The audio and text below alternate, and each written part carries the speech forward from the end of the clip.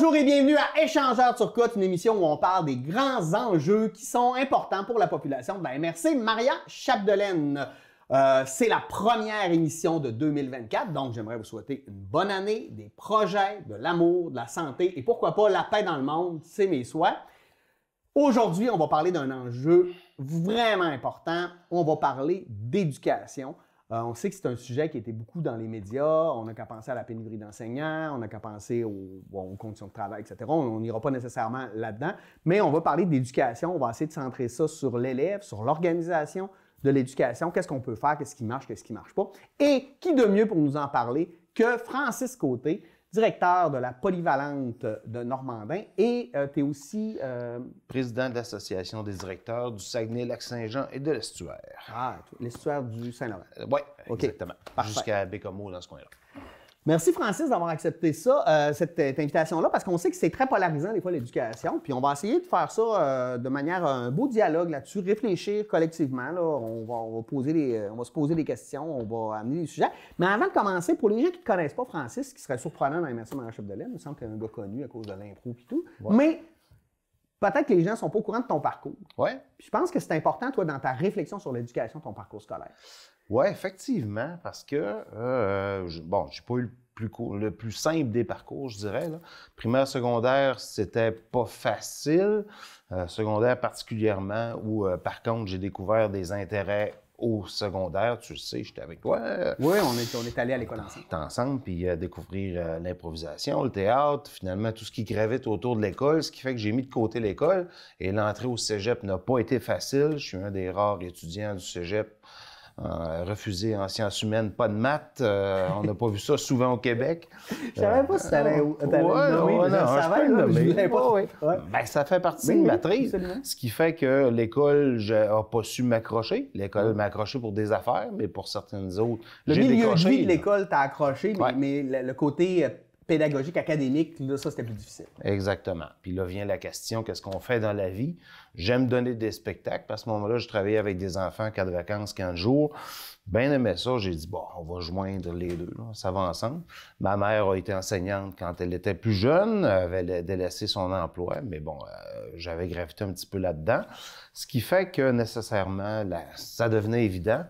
J'ai été enseignant, donc, pendant 6 ans, de 24 à 30 ans. À 30 ans, je suis devenu directeur d'école. Tu as enseigné au primaire ou tu as fait primaire et secondaire? J'ai fait seulement primaire. Oui, okay. Moi, j'étais prof de classe cycle intercycle. En petite communauté, j'étais à Saint-Eugène. Okay. Fait que les classes intercycles, c'est des classes de 4e, 5e année et des classes de 5e, 6e année pendant 6 ans. Et quelqu'un m'a demandé, « Hey, ça te tenterait pas d'être direction d'école? » J'ai levé la main. J'ai fait mon cours, donc un certificat en administration scolaire. Oui, c'est ça. Tu es obligé d'avoir ça. OK. Tu as 10 ans pour le compléter, en fait. Fait que tu le fais à un cours par session pendant 5 ans. Autour de ça, finalement, ben ça a fait de 30 ans à 48 ans, 18 ans au primaire avec des petits. Okay. Depuis 2 ans au secondaire à la Polyvalente de Normandin, la plus merveilleuse école au monde. Je suis vendu. Mais ce que ça m'a amené, mon cheminement, c'est de voir l'éducation autrement. Je suis arrivé en me posant des questions. Je suis arrivé en voulant changer des choses. Pas parce que mon parcours avait été traumatisant, mais en me disant, il y en a sûrement des comme moi qui ont décroché à un moment donné. De réaliser que le système comme il était n'était pas nécessairement pour tout le monde. Pas qu'il était mauvais, mais des fois, il n'était pas capable de ratisser assez large, d'amener une nouvelle manière de réfléchir l'éducation pour accrocher davantage les jeunes, c'est ça? Exactement. Puis, finalement, présentement, je pense que la job la plus polyvalente pour être un agent d'impact, de changement dans ton milieu, la direction d'école parle aux parents, parle aux élèves, parle aux profs. Dans le day-to-day, on marche notre école. Par le ministère aussi, dans le sens, ça va aussi en hauteur, là, pas juste vers le bas, mais vers le haut aussi, là, dans la hiérarchie, bien sûr. Dans la hiérarchie, par rapport au cadre de service, à la direction générale de nos centres de services, oui, on peut être un agent de changement dans l'ensemble de l'éducation. Surtout dans notre organisation, là, honnêtement. Là.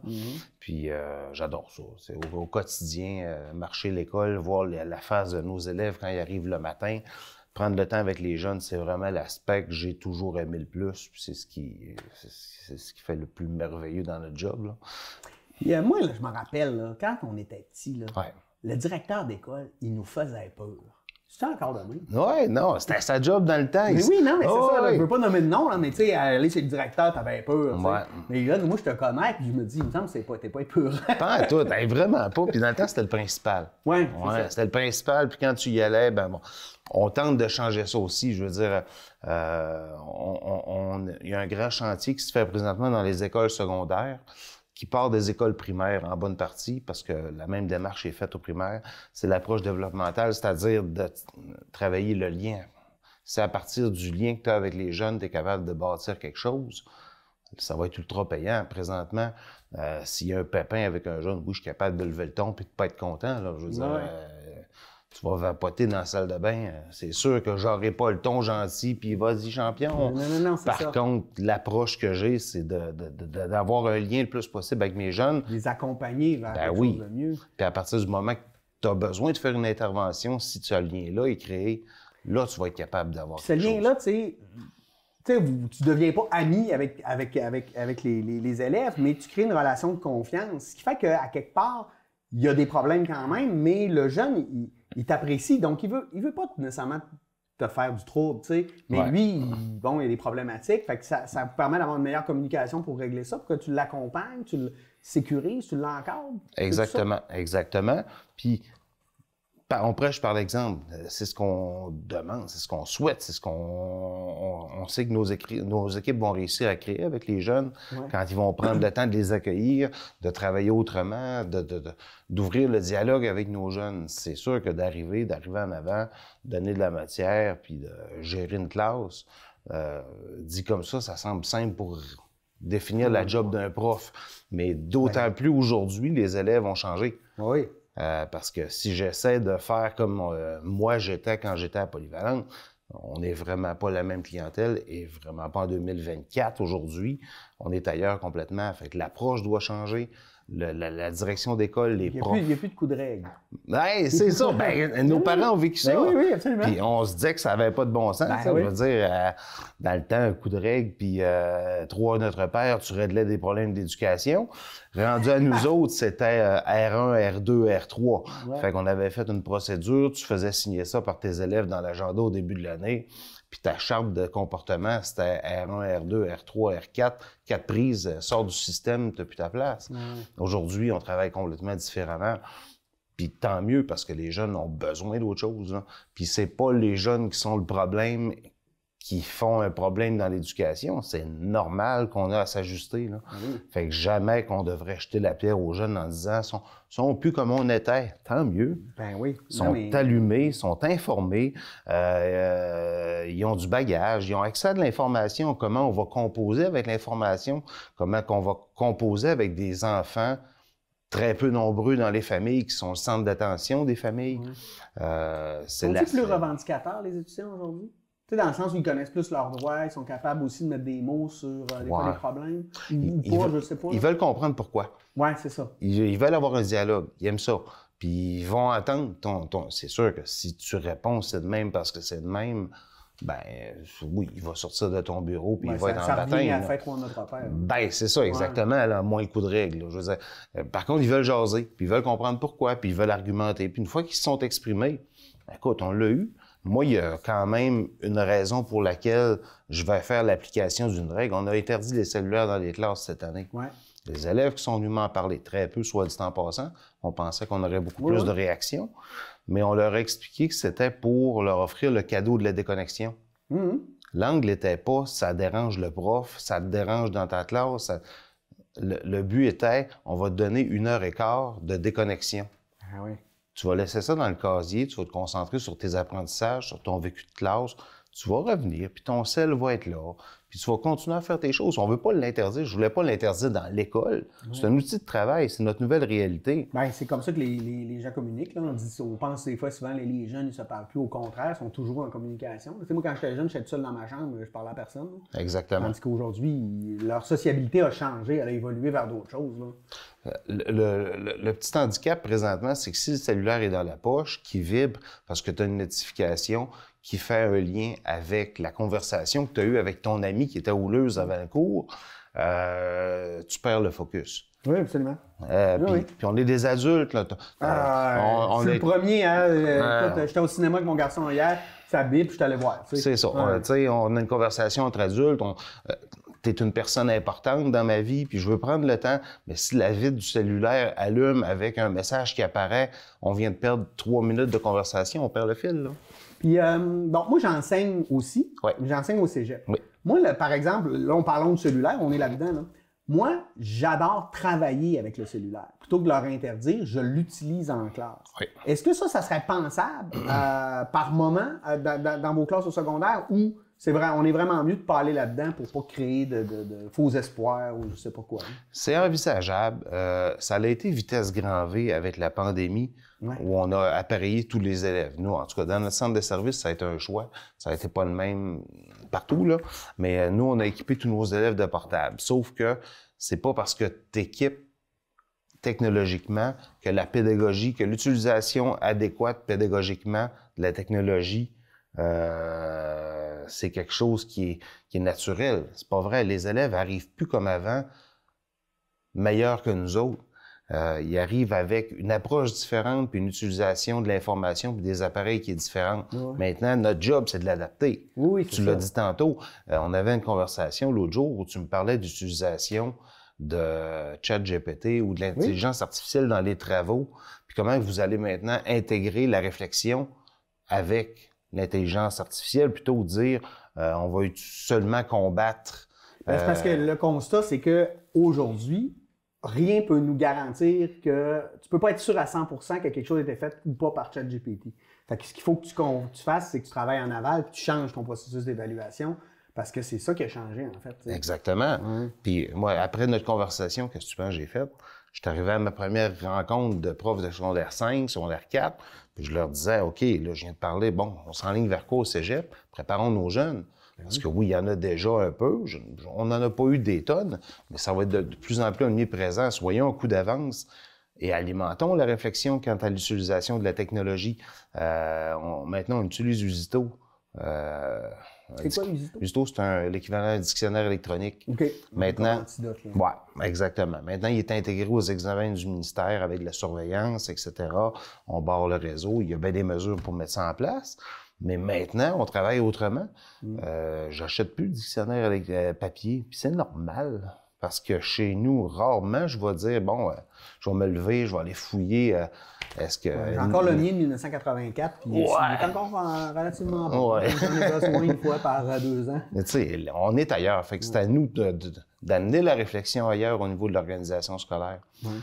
Puis ça, ben, notre système d'éducation bouge lentement. Très lentement. Un gros bateau. C'est un gros bateau. Et est-ce que c'est parce qu'il est trop centralisé? Là, je vais peut-être dans les questions touchées. Moi, je crois beaucoup à la décentralisation. Quand je regarde les modèles, entre autres scandinaves, où l'école est complètement dépolitisée, là, tandis qu'ici, elle l'est de plus en plus. Là. Est-ce que ça, pour toi, tu sais, je sais que tu es un fervent du principe de subsidiarité. Oui. Pour ceux qui ne connaissent pas ça, c'est que plus tu es proche du problème, souvent meilleures vont être tes solutions. Là. Plutôt que de centraliser et d'essayer d'appliquer la même solution entre, je veux dire, 5 heures de Marie puis Abitibi-Témiscamingue, là, tu sais, je sais pas. Oui, mais je te fais un parallèle. En 2000, ils ont fait une réforme de l'éducation. Ouais. La réflexion était de rendre les apprentissages plus significatifs en travaillant particulièrement avec la pédagogie par projet, ce qui était une bonne idée.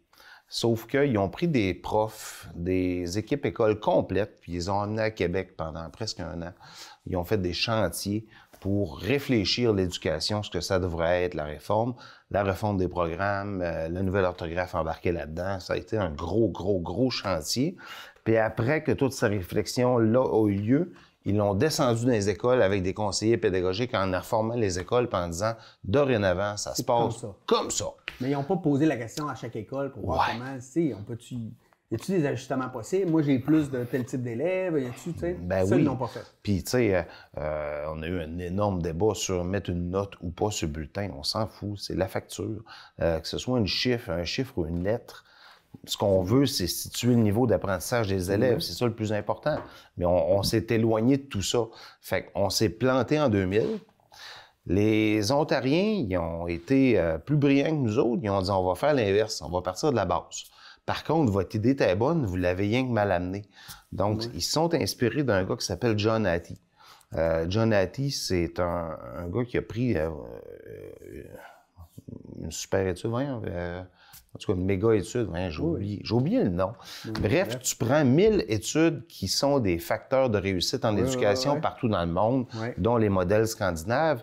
Tu les prends, tu les mets ensemble, puis tu mets une cote d'impact sur le seuil d'apprentissage des élèves. Il y en a genre 130. Là. Fait que le dernier, genre le redoublement, puis il y a des affaires là-dedans qu'on voit que, OK, clairement, là, c'est pas ce qui aide nos élèves, puis ces aspects-là fonctionnent. Le lien avec le prof, les apprentissages significatifs, etc. Il y a un gars en Ontario qui s'appelle Michael Fallon, il y a quelques années, qui a pris ça, qui a dit « Colin, c'est ce que le Québec a fait, mais ils l'ont rien que mal amené. On va refaire le même principe, mais à partir de communautés d'apprentissage. On va aller dans les écoles, discuter autour de l'éducation sur la façon de travailler le modèle. On va s'accoter sur des pratiques probantes, comme John Hattie dans son livre cite, puis il dit « Regarde, ça marche. Faites les choses comme ça fonctionne. » là. Et ils ont opéré le changement comme ça. 1 an, 2 ans, 3 ans. Ils sont à sa 4e ou 5e année qu'ils le font. Et ça marche. Puis, dans le fond, notre idée était bonne. C'est rien qu'au lieu de dire à tout le monde comment ça fonctionne, repart de la base et refait ta réflexion. Bref, on a appris de ça. On est en 2024. On dit que le système d'éducation craque et qu'il faut amener notre réflexion ailleurs. On va-tu refaire la même erreur? Ou on est rendu à refaire des états généraux? Et ensemble, les employés de soutien, les professionnels, les enseignants, les directions d'école, tout le monde, on soit là-dedans pour amener la réflexion ailleurs sur comment appliquer des changements. Moi, je suis pas contre l'idée d'états généraux, mais pour moi, je dis pas que c'est une erreur, mais le problème est pas là. C'est que la réalité terrain, elle est vachement différente entre une école à Lac-Simon puis une école à Saguenay. Puis là, j'ai l'impression que quand on fait des états généraux, c'est la masse critique, souvent les grandes villes, qui vont faire passer le point, puis on oublie en fait les réalités terrain des petits milieux comme Normandin ou comme ailleurs, ce qui fait que c'est ça que moi qui me fait peur dans les états généraux, c'est qu'à un moment donné, ça soit encore une masse de grandes villes qui décident pour tout le monde, puis qu'on applique du mur à mur, plutôt que d'être à l'écoute du terrain, puis de permettre à un directeur de vraiment diriger son école au-delà du day-to-day. J'ai l'impression que vous êtes confronté à « ben ça, c'est pour ça, ça, c'est pour ça, ça, c'est pour ça ». Fait que tu gères, oui, ton école, mais tous les intrants qui arrivent du ministère, j'ai l'impression que tu n'as pas beaucoup de choix. Est-ce que je me trompe? Exactement. Chez nous, j'en ai moins au secondaire. J'en avais 28 au primaire. Mesures différentes. J'en ai une vingtaine au secondaire. Mesures différentes qui représentent, admettons, un demi-million. Où j'ai de la reddition de compte pour chacun, puis c'est de l'argent qui doit aller à telle place, parce qu'au ministère, on a décidé que c'était comme ça, puis tu dois investir là-dessus. Il y a eu quand même un ménage de fait, il faut le dire. Sébastien Proulx, avec le Parti libéral, avait coupé de moitié les mesures. Il avait renommé les mesures comme seuil minimal. Seuil minimal, c'est une mesure qu'on a pour du soutien ou des mesures pour des profs et où tu organises des services. Fait que c'est beaucoup plus libre qu'avant sur certains aspects. Parfait, par contre, au fil des années, chaque fois qu'un problème apparaît, il apparaît une nouvelle mesure avec ça. Il y a une bagarre générale dans une école de Montréal. On va donner 23 millions aux écoles pour l'éducation, pour la violence. Ça se traduit en 923 $ par école au Québec pour travailler un problème. Que c'est pas toutes les écoles qui ont. Exactement. Même chose pour les projets éducatifs. Même chose, tu sais, le projet éducatif de l'école part du plan d'engagement vers la réussite du centre de services qui, lui, part des buts ministériels. Fait que c'est toujours la même trille, c'est toujours la réflexion au ministère qui donne au centre de service sur quoi réfléchir. Et après, le centre de service se dirige vers les écoles. Et là, on fait le projet éducatif qu'on est en train de faire présentement. Jusqu'au mois d'avril, on va être là-dedans. Là. C'est encore une fois la trille un peu à l'envers. C'est correct, c'est normal les enjeux en éducation du Québec, on doit se poser la question, mais si c'est pas un problème chez nous. La dernière fois que j'ai fait un projet éducatif, il fallait mettre 20 minutes d'activité par jour. On l'avait. Fait que, mais il fallait le mettre. OK. Fait que je l'ai mis. OK. Mais tu l'avais déjà? je l'avais déjà. Fait que là, Il y en avait 2 fois plus ou tu as juste... non, j'ai mis Tu l'as associé à ce ouais, un objectif avec des moyens puis des données mesurables qui dit, ben, gars, je le fais déjà. Bref, c'est ça. C'est encore une fois la réflexion qu'on a, mais qu'on a tendance à ramener aux écoles en disant, voici c'est quoi votre problème.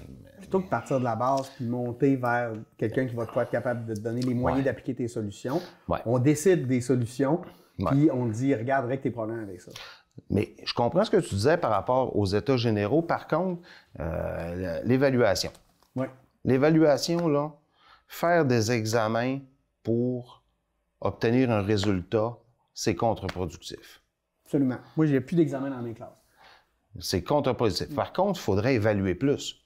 Évaluer différemment, je pense. Évaluer dans le quotidien de ta classe pour connaître le niveau de compétence des élèves, le niveau d'apprentissage. Ils ont-tu appris? Fait que tu as besoin de rapidement, en jasant, en ayant des petits tests, peu importe le moyen, c'est pas grave, c'est un détail. Est-ce qu'ils ont appris? Mais préparer un élève pendant 2 mois au texte expressif de l'évaluation de secondaire 5, où il va arriver ce matin-là, il va avoir un examen qui va compter pour 50 de son résultat de secondaire 5. Il a mal au ventre. Ça fait 2 mois qu'on lui dit que ça va être l'affaire la plus stressante de sa vie. Puis il va faire un 70 quand il a été performant à 84 toute l'année, parce qu'il n'y avait pas ce stress-là, parce que lui, l'aspect oral travaillait différemment, ou son niveau de compétence en écriture dans un texte d'opinion, il est excellent, le flow. La compétence, c'est toujours bien écriture en français. Oui. Mais parce que le ministère a un examen ministériel qui compte pour 50 de la note, ça devient texte expressif en secondaire 5, avec telle façon de bâtir ton texte, et voilà, c'est ça. Mais moi, je trouve que c'est ça un peu le problème des évaluations, c'est qu'on essaie de nous dire il y a une manière de faire les choses quand c'est pas vrai. Il y a plein de manières de faire les choses. Totalement. Tu sais, moi, je reviens à l'époque où on disait il faut évaluer les professeurs. Moi, j'ai aucun problème à me faire évaluer comme enseignant, mais explique-moi comment ça va être cohérent. Parce que clairement, quelqu'un qui est d'une plus vieille école me regarderait enseigner et ferait « Man, c'est débile ce que tu fais. » Pourtant, moi, je le sais que ma pédagogie, elle fonctionne. Mais elle est plutôt innovante et axée sur ce qu'on fait maintenant, tu sais. Puis il y a plein de manières d'arriver à des résultats différents, non? Oui, et est-ce qu'on en forme nos profs adéquatement pour ça? C'est l'autre affaire. Moi, t'es beaucoup plus proche du milieu universitaire que moi. Moi, je suis resté avec ma formation, là, trop d'années. Tu sais, ça fait 30 ans cette année, là. Je suis resté là-dessus. Est-ce qu'on a préparé nos profs à être de libres penseurs par rapport à la façon d'enseigner, par rapport à l'évaluation? Mais je pense qu'en plus que ça doit dépendre des profs. Je pense qu'il y a des profs qui ont besoin d'être plus encadrés, puis d'avoir un suivi, puis d'avoir les objectifs. Puis il y en a qui ont la capacité ou la facilité d'être plus libres, puis d'amener des nouvelles types de pédagogie plutôt innovantes. Tu sais, moi, ce que je suis en train de travailler sur quelque chose, puis je trouve ça vraiment innovant, puis à chaque personne qui en parle, ils font « Ah, mais c'est donc bien une bonne idée. Mais j'ai la liberté de pouvoir le faire. Tu sais, si j'étais confiné à faire, ben là, j'ai un examen ministériel à faire passer, il faut absolument que tu aies vu ça puis que tu aies appris ça par cœur. Pas certain que ça serait aussi efficient. Là. Puis vous faites une réforme des sciences humaines au Cégep de Jonquière. Travailler sur le contenu des apprentissages, c'est facile. Ça ne demande aucune réflexion de se positionner. Oui, on fait une progression des apprentissages, puis un appariement entre le cours de politique puis le cours de psychologie, mettons. Ça, c'est correct. C'est le bout facile. Mais comme département, notre façon de travailler, l'approche qu'on va utiliser auprès des jeunes, d'avoir une compréhension commune, oui, on va faire chacun de notre bord après, de l'évaluation et comment rendre les apprentissages significatifs. Une fois qu'on a eu cette réflexion-là en gang, on peut pas faire rien que du cosmétique. Non. Faut vraiment se positionner comme département et faire les choses autrement pour vrai, là. Mais ça demande... Je sais que nous, on travaille beaucoup sur la transversalité des disciplines. C'est intéressant, mais ça te prend des gens qui sont ouverts à faire ça. Voilà. Parce que quelqu'un qui veut faire ses affaires à sa manière, comme il a toujours fait, ben lui, il n'embarque pas là-dedans. C'est correct, je pense qu'il faut avoir... Au Cégep, on a la liberté un peu de pouvoir... dire, ben, tu as le goût d'embarquer dans un projet d'enseignement coopératif, go. Tu n'as pas le goût, ben, on ne te forcera pas. Là, Mais souvent, ce qu'on voit, parce que nous, on a commencé ça il y a quelques années, c'est que ça fait des petits. On a commencé à faire ça et là, les gens nous voient et ils font, hein, c'est vraiment intéressant. Ah, puis là, on a des appels de d'autres cégeps, de d'autres départements qui disent comment vous fonctionnez. moi, je pars tout le temps de la base. Ça te prend une équipe qui veut travailler ensemble. Exactement. Parce que sinon, c'est mort. Là. Exactement. Puis il faut arrêter de penser en silo parce que le jeune qui rentre en maternelle 4 ans, qui est dans ton cégep, a interagi dans un paquet de classes, dans un paquet d'écoles, dans un paquet de niveaux d'enseignement. Et en vase clos, on réfléchit chacun de notre côté. Les profs du primaire réfléchissent ensemble, les profs du secondaire réfléchissent ensemble. L'ensemble du système, il faut le penser globalement. Oui, je pense qu'on manque, des fois, on voit arriver les jeunes puis on ne sait pas trop comment ils ont appris. Fait que des fois, c'est vrai qu'il faudrait plus se parler entre les niveaux de scolarité. Là. Exactement. Et pas être dans le questionnement. Est-ce que tu as bien fait ta job? Est-ce que tu me l'as bien préparé? On est loin de ça, là. Ouais. Dans les problèmes qu'on a entendus beaucoup, puis qui sont réels, là, pénurie d'enseignants. Ouais. Ça, c'est réel ici. Tu le vis à chaque année. Est-ce que c'est si pire que ça? C'est quoi les solutions? Comment tu sais, ça serait quoi, toi, mettons, là, on donne les règles du ministère de l'Éducation, là, ça serait quoi, toi, une solution? Ça, j'ai l'impression que ça pourrait régler des affaires ou amener les gens à vouloir. Parce que ce qu'on entend beaucoup, c'est que, bon, les jeunes profs, quand ils rentrent, ils ont les classes les plus difficiles. Donc, ça les décourage. En dedans de 5 ans, il y en a je ne sais plus combien de pourcents qui s'en vont. Donc, c'est-tu de remettre en valeur la profession? Je sais pas, c'est toi qui le sais plus que moi. Je dois dire, mon centre de service a été très, très, très proactif. Là. Notre directeur général, Patrice Boivin, l'ensemble des cadres, puis l'ensemble des équipes écoles, incluant les parties syndicales, qui ont pris part à tout ça, on a été un coup d'avance. Puis quand on en a parlé au ministère, on se rappelle l'épopée où le ministre Drainville a dit à notre DG qui manquait d'expérience puis qui n'avait pas d'affaire à fermer des maternelles 4 ans. Là. Mais c'est parce que ça faisait 1 an qu'on avait cette réflexion-là. Ça faisait 1 an qu'on se demandait, là, le mur s'en vient et beaucoup plus vite parce on avait pensé sur 3 ans. Puis au bout d'1 an, on était rendu aux objectifs, pas aux objectifs, mais à la réalité qu'on estimait 3 ans après. Ça arrive beaucoup plus vite qu'on pense, qu'on se retrouve un matin avec personne à mettre en avant de la classe. Moi, j'ai sorti un retraité avant les fêtes qui est venu me faire un bout de tâche. Puis si c'était pas lui, c'était à la pièce chaque jour des profs de mon école qui allaient donner des cours dans 3 matières différentes. T'as-tu été obligé de retourner à l'enseignement? Non, des fois, j'en fais un petit peu. Des fois, je vais backer, là, pour donner un petit coup de pouce. Non, pas de là prendre une charge, là, mais nécessairement... ça arrive tellement rapidement quand on est confronté au problème qu'il faut être un coup d'avance. On l'a été dans le centre de service. Maintenant, on est en recrutement international. Nos premiers enseignants de France commencent à enseigner. On est au Maroc, on est retourné en France dernièrement.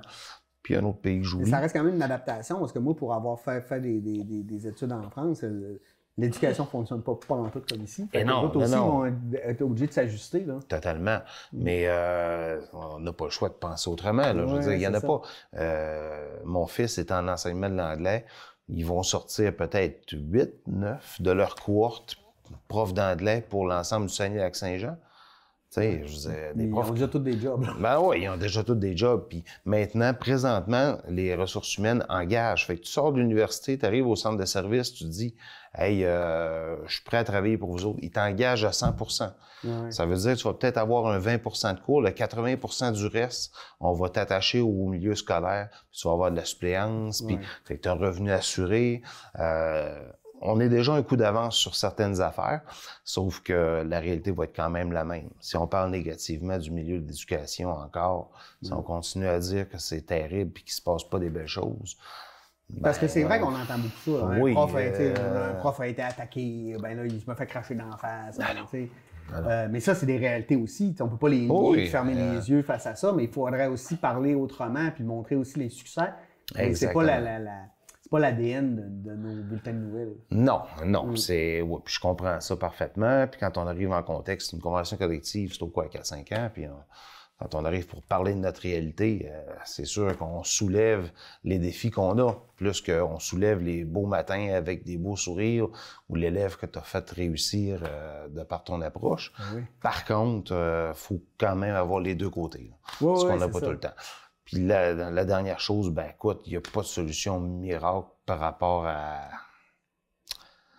Je sais pas. Écoute, je serais embêté. Je vais être bien honnête. Notre ministre de l'Éducation, je suis certain qu'il se pose la même question. C'est pour faire un peu réaliser aux gens, des fois, qu'il Tu sais, quand on parle de politique, les gens ont souvent des... Tu sais, la politique, c'est un peu comme le hockey. Tout le monde Ouais. a une opinion, c'est comme si ça devenait la vérité, mais la réalité, c'est que les solutions simplistes, ça fonctionne jamais. C'est Ben oui. beaucoup plus complexe que ça. Là. Oh oui. Par contre, ce que les gens ont réalisé avec dernièrement, on entend moins là, être prof, puis les mois de vacances, Là, puis le je nombre veux de mettre jours. quelque chose Là. au clair. Les mois de vacances, là, le gouvernement nous donne 2 semaines de vacances. Le reste, là, de mois et demi, on se le paye. On étale notre salaire. Là. Exactement. Tu sais, on s'offre nos vacances. Là. Fait que là, il faut mettre ça au clair. Là. Moi, je suis tanné aussi, là, les 2 mois de vacances. Ben oui, puis malgré le fait qu'on a fait des salons de l'emploi, qu'à peu près n'importe qui avait des études avait une job dans l'éducation, là, très honnêtement, là, j'ai engagé plein de monde qui n'avait pas nécessairement les qualifications et les gens restent pas.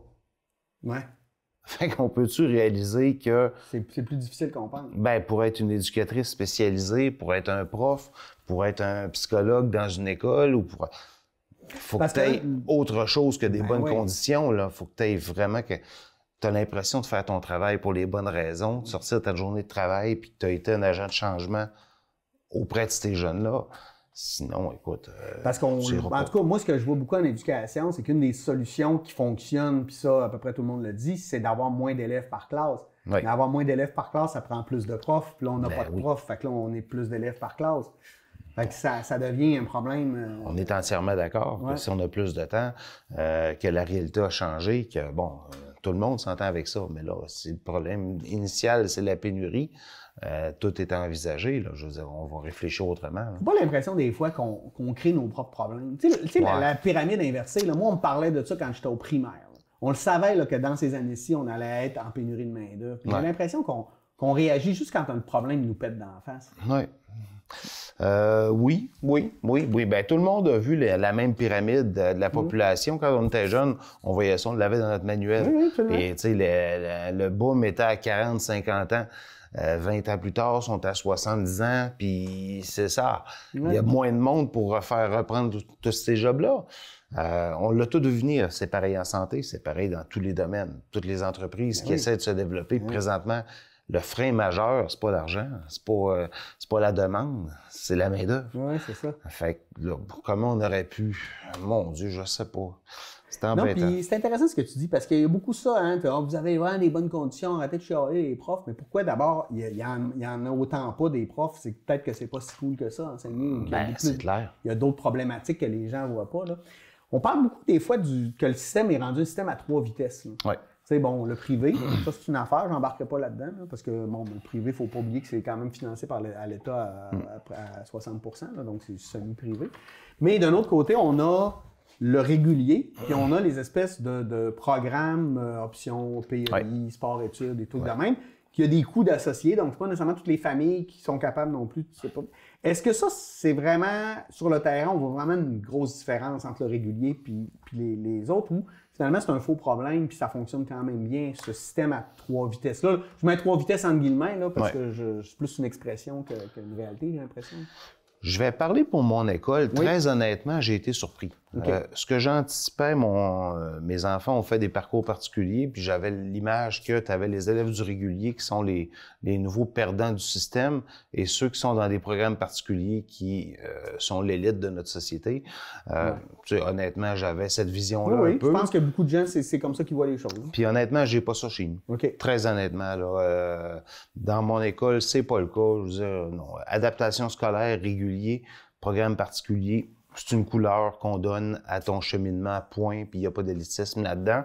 Ça existe à des places, c'est certain. Je suis encore pas super à l'aise. Je suis encore de ceux qui disent que l'école doit être encore, si on revient à ma réflexion de départ, à mon propre cheminement, à ce que tout le monde ait sa place. Parce que ça te prend une bonne raison de te lever le matin pour aller à l'école. Ça te prend une bonne raison pour aller apprendre, pour faire du sport, pour développer tes aptitudes culturelles, pour tisser des liens. L'aspect social est important et vraiment plus important que le reste à cet âge-là particulièrement. Je pense encore que l'école peut être rassembleuse. Par contre, si tu as la chance de triper sur le hockey, ben non, de faire des arts de la scène ou de faire du sport, puis que c'est ce qui fait que tu te motives, puis qu'on fait un aménagement d'horaire, que tu as la capacité de le faire. Parce que, bon, on s'entend que, oui, effectivement, un élève qui est en échec dans toutes ces matières, on y enlève des cours pour y donner plus de quelque chose. faut être quand même cohérent, là, Oui. mais que pour la plupart des élèves, on est ouvert à recevoir des jeunes sans en faire l'élite de la société dans notre microcosme d'école. Ben, moi, je vais passer par le régulier, puis... On a fait du monde, là, je veux dire. Ouais, moyen. Ouais. Mais tu sais, c'est possible de le faire, mais chez nous, j'ai été surpris. Je t'avoue très honnêtement que j'avais un peu peur de ça, mais je l'ai pas, là. OK. Très tant honnêtement. mieux, à quelque part, c'est un peu ça le sens de la question. Ouais. Là. Puis quand on parle là, des classes, justement, là, on a besoin d'éducatrices spécialisées, etc. Tu sais, la composition des classes, c'est un enjeu de la négociation. Je ne veux pas revenir sur les négos, là, mais ça, c'est un réel enjeu, la composition des classes. Oui, c'est un réel enjeu. Ouais. Pourquoi? Parce qu'il manque de services adaptés? Ou... Ben, les besoins sont très complexes maintenant. Ouais. Tu sais, ce qu'on appelle l'anxiété, là, Oui. c'est ça. Ouais. C'est le nouveau mot. Là. Maintenant, on ne peut pas travailler... On a sorti la religion qui nous disait, qui nous rassurait, qui nous donnait une valeur morale à quelque chose. Puis ça, je trouve ça très bien qu'on ait fait ça. Mais à quelque part, là, on manque de repères. Puis moi, je pense qu'il y a beaucoup, l'anxiété vient beaucoup de là. Exactement. Faut prendre le temps avec nos jeunes. Fait que ça demande des ressources, ça demande de ce temps-là.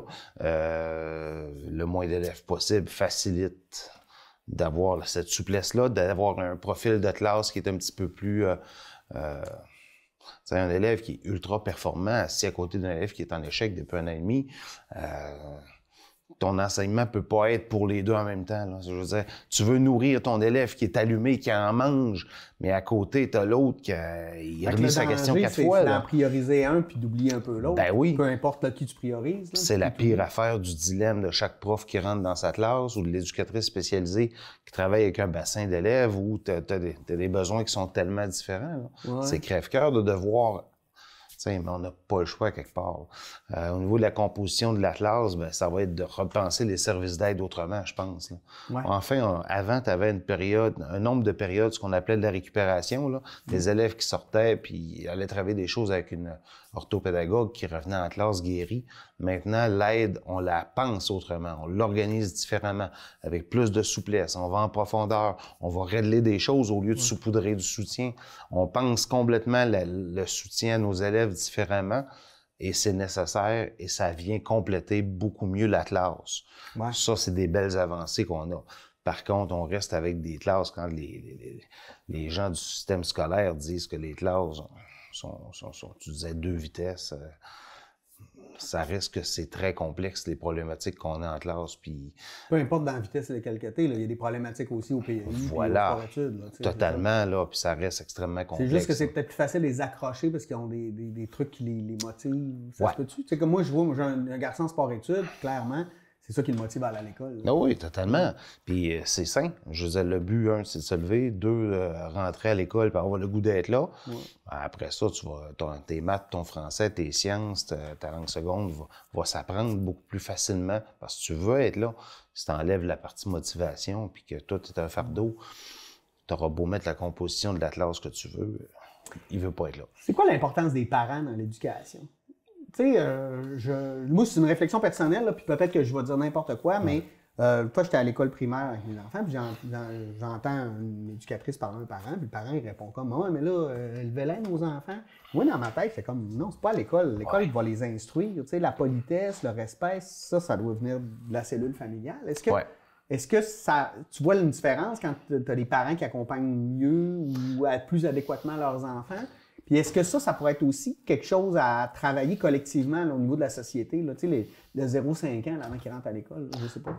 C'est un balancier. Tu sais, okay. Je veux dire, on a été loin dans le parent hélicoptère interventionniste. Je pense que là, il y a un pas de recul qui se prend. Là. Je pense que on a slacké la pression un peu. Là, non, j'ai même des parents, moi, d'élèves du cégep là, qui m'appellent. C'est des adultes. Là. Ben, votre vague s'en vient. Là. Vous autres, vous recevez ce qu'on a eu il y a quelques années. Nous, je t'avoue qu'on voit un retour à la normale un petit peu, là. Okay. Tu sais, les enfants en verre qu'il faut pas casser, puis le parent qui intervient, puis que, bon... L'effet négatif que ça l'a eu, c'est que ça l'a mis les profs, particulièrement sur la défensive, à devoir justifier des résultats aux parents. Donc, on faisait de l'évaluation pour préparer notre justification du résultat de l'élève. Mais quelle mauvaise raison de faire une évaluation, ça ne sert pas à ça. Par contre, le prof qui se fait ramasser Mon enfant avait 82 que Mme Julie, puis il a 72 cette année. C'est quoi que tu fais? Tu l'aimes pas, mon enfant? Puis ça, c'est régulier, là. C'est à toutes les semaines qu'il y en a des interventions. Puis les parents sont interconnectés. On fait des classes Moodle, on fait des classes interactives où ce que le parent écrit sur Messenger ou écrit un message sur la classe Dojo au prof dans la même journée, puis espère une réponse rapide de comment va mon enfant, là.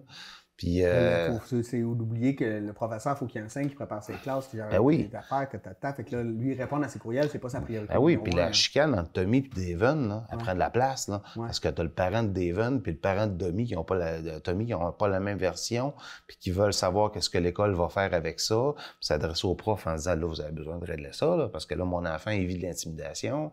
Puis c'est ça. C'est extrêmement lourd, mais je pense qu'il y a quand même un peu de slack qui se donne de ce côté-là. Ça fait du bien.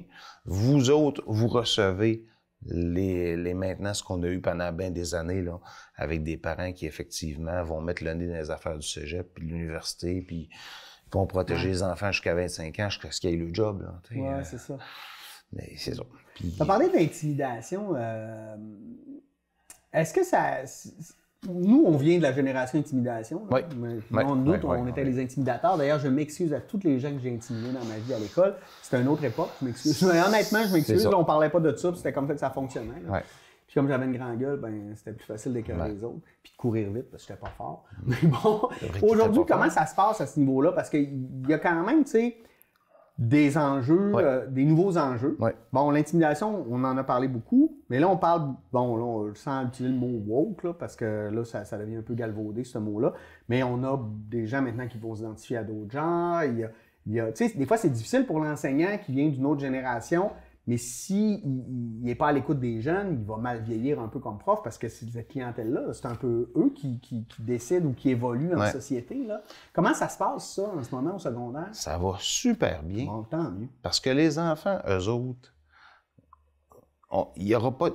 maintenant, ils ne feront plus de coming out. Ils ne feront plus d'annonce de « je change quelque chose à ma vie ». C'est normal. J'en ai plusieurs dans mon école. Il y a eu un débat dernièrement sur les toilettes mixtes. Oui. Ça n'a jamais été un problème. J'ai au-delà de 10 élèves qui sont en processus de changement de sexe. Ça n'a jamais été un enjeu. Ça n'a jamais été un questionnement. Ça n'a jamais dérangé les autres enfants. Ça peut peut-être chicoter certains parents, là, mais je te le dis, dans un milieu éducatif, écoutons nos enfants puis regardons comment ils réagissent à cette nouvelle réalité-là. Il n'y en a pas de problème. C'est effectivement, le problème va venir plus du parent qui a de la misère à arriver au 21e siècle. Là. Par contre, là où il y a un problème au niveau de l'intimidation, c'est que l'école ne termine pas. Tu sais, à 4 heures, avant, à 4 heures, on s'en allait chez nous, puis... c'est terminé. C'est terminé. Là, on peut continuer de s'écœurer sur les réseaux sociaux. Longtemps, puis tu le traînes. Par contre, il y a des traces, les interventions sont plus faciles qu'avant. Avant, c'était Devon et... Là, maintenant, l'élève arrive le lendemain matin, puis il met ça sur le bureau, puis il dit « Monsieur Francis, hier, on a essayé de régler quelque chose, regarde. » Ça a dégénéré, puis ça s'est traité de non. Puis là, les jeunes mesurent l'impact que ça a. De plus en plus, mais c'est un piège. À 14 puis 15, tu n'as peut-être pas toute la maturité pour gérer un conflit qui vient te chercher émotivement, puis que tu as un appareil dans les mains où tu peux salir et en 2-3 clics régler quelque chose, là, et ça ne règle rien, soit dit en passant. Les jeunes, là, ils sont rendus un peu ailleurs par rapport à nous, c'est ce qui est normal, comme on vient de le dire. Là, il y a d'autres réalités, puis il faut être à l'écoute de ça. Mais des fois, j'ai l'impression que les contenus évoluent pas aussi vite que la société. Là, je te donne l'exemple. Là, moi, ma fille, l'année passée, en 4e année, elle a encore appris les Premières Nations, les Maisons Longues, les Saints-Martyrs, des affaires qu'on dit depuis une dizaine d'années. C'est le temps qu'on passe ailleurs, qu'on parle justement des nations autochtones, qu'on parle de ce qui du traumatisme des pensionnats. Quand est-ce que là, ça prend combien de temps, à un moment donné, arriver à faire ces changements-là? Je comprends que c'est gros puis que c'est un gros bateau à tourner, mais ça, c'est un contenu, je veux dire, là, on n'est plus en 1960. C'est extrêmement long. C'est très, très long. Puis, éthique et culture religieuse. Oui. On est dedans. Dernière année, l'année prochaine, on s'en va vers CCQ. C'est un changement normal, puis bon, il fallait se rendre là. L'approche orientante, l'éducation à la sexualité, c'est des affaires qu'on a voulu saupoudrer un peu dans l'ensemble des contenus en se disant, regarde, tout le monde va en parler un petit peu, fait qu'on va atteindre notre objectif. Ça marche pas. Ça marche pas. Il faut que tu parles concrètement de différents sujets.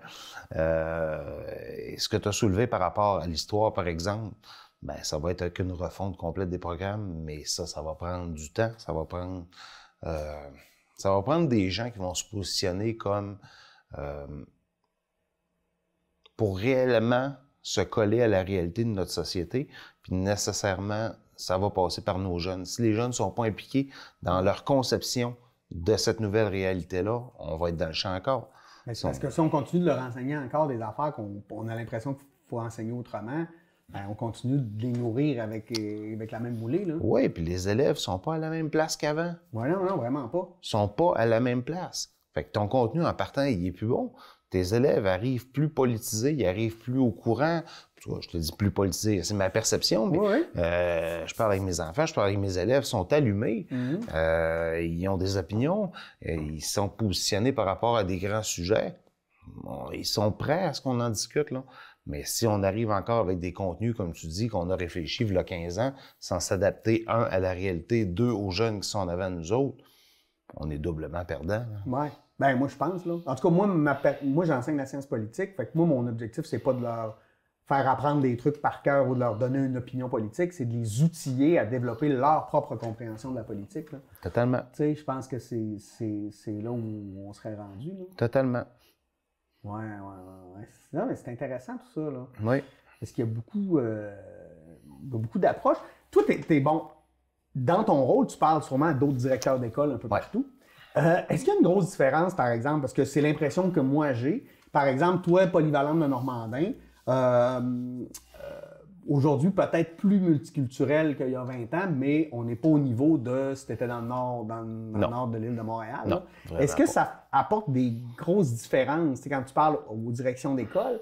Puis est-ce que ça serait pas une manière aussi de nourrir la réflexion sur le fait qu'on devrait traiter peut-être donner plus de pouvoir aux directions d'école pour pouvoir gérer plus selon les données sociologiques de leur milieu. Là. Je ne sais pas si c'est clair ma question. Je dirais aux écoles et aux centres de services. Aux centres de services. Centres de services parce que j'ai la chance d'être dans un centre de services très décentralisé, très ouvert.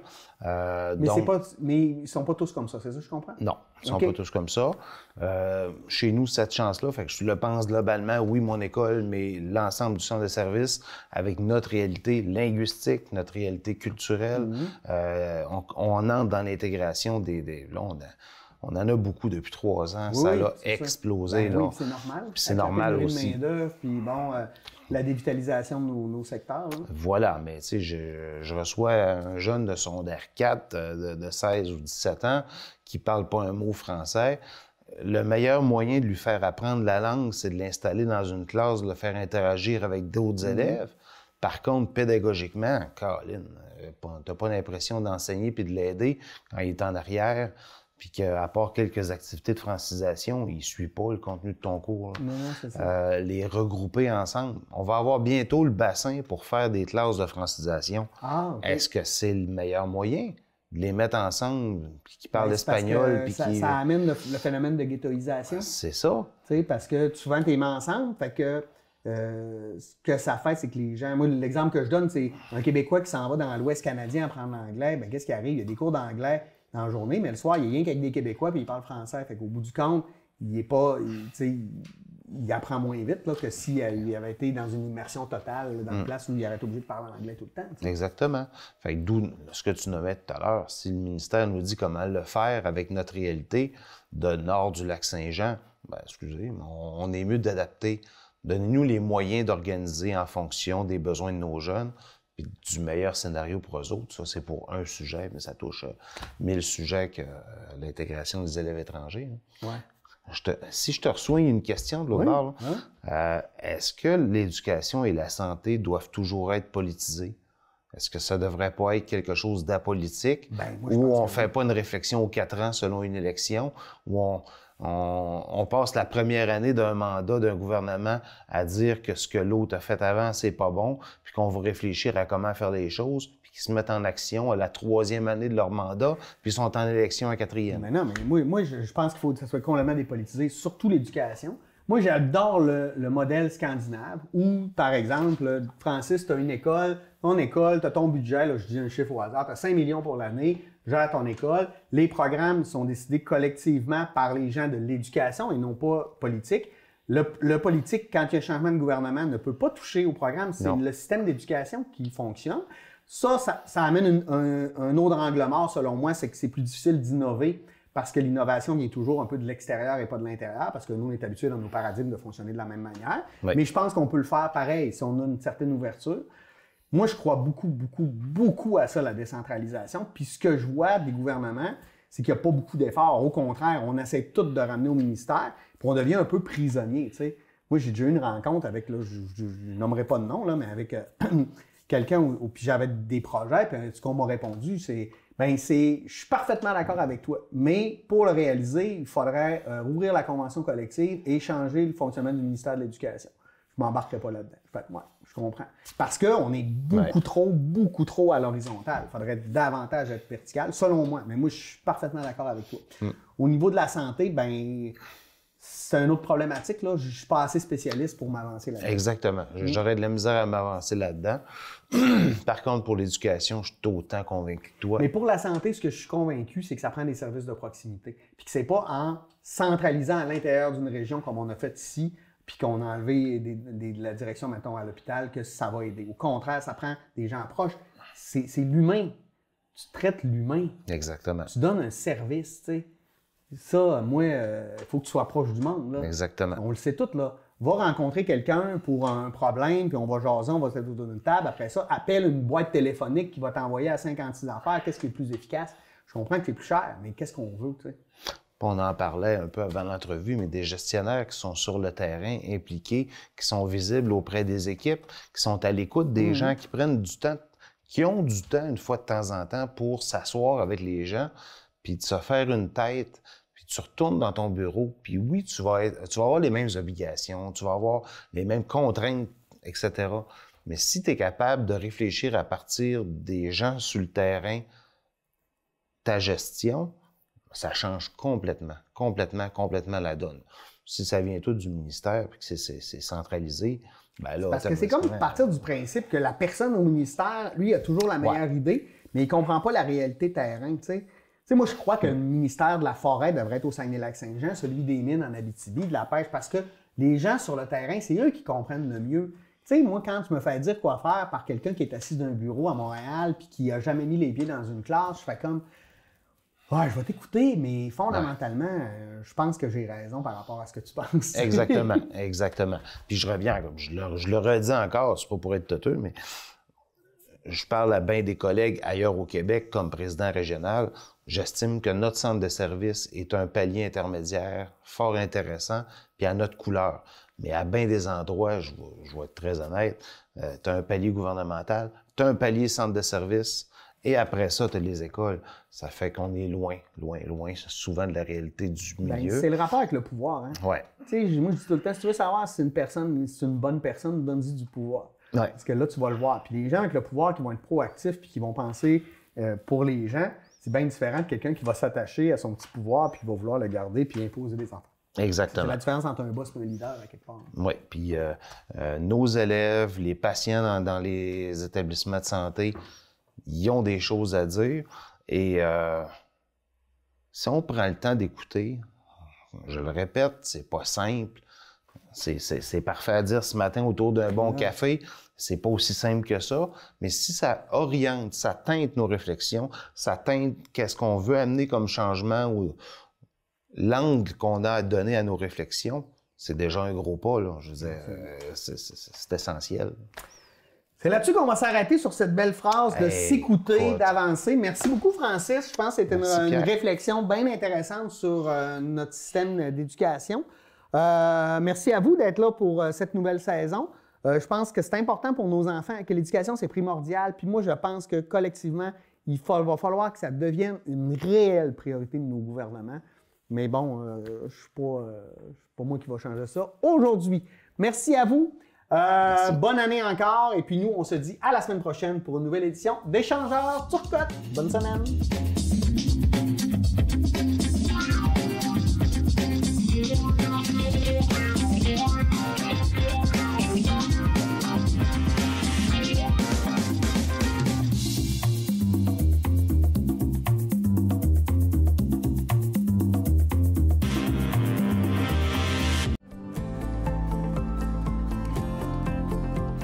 On est dans un monde d'images, de paraître, alors que c'est le contenu qui compte. Puis le contenu, bien, il est produit par qui? Il est produit par vous. Puis moi, le contenu que je veux, c'est le contenu de gens qui s'intéressent aux mêmes enjeux que moi, qui sont du même secteur que moi, du monde qui vivent dans mon milieu, dans ma communauté, proche de chez nous. Bien ça, c'est tout ce que tu retrouves dans les télés communautaires autonomes. C'est pour ça qu'il faut que tu regardes ces télés-là. De toute façon, je sais que tu le regardes en ce moment, et puis je te donne du bon contenu. Hein? Donc, c'est déjà un pas dans la bonne direction. Je suis fier de toi. C'est fini le temps où on s'abreuvait d'un journal qui a été écrit avant hier dans une grosse ville loin de chez nous. Non! On veut savoir ce qui se passe chez nous, des affaires qui nous intéressent, les enjeux locaux. Tu sais, la télévision communautaire autonome, bien, ça parle de nos vrais gens, de nos vraies nouvelles. C'est pour ça que faites comme moi, regardez cette télé-là, c'est là que ça se passe. Oh que oui!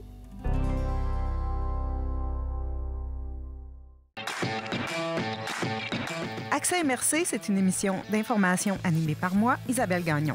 J'y reçois des représentants d'organismes et de l'administration municipale de la MRC de Maria-Chapdelaine qui viennent nous parler de leur organisation et de leurs projets. C'est un rendez-vous à MaTV Saguenay-Lac-Saint-Jean.